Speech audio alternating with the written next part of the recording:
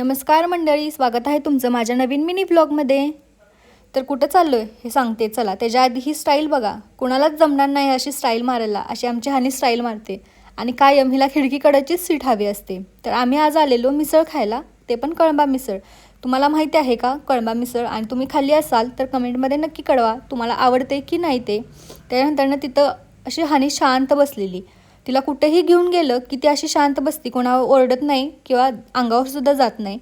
त्यामुळे आम्ही तिला सगळीकडे घेऊन जातो। तर टेबल खाली जाऊन अशी शांत बसलेली आणि जर तिला दिलं तरच ती खाते, नाहीतर खात नाही, इकडं तिकडं बघत गप बसलेली असती। त्याच्यानंतर आम्ही घरी येऊन आवरलं आणि गेलो महालक्ष्मीला। आता बड्डे म्हटल्यावर महालक्ष्मीला जाणं तर होणारच ना।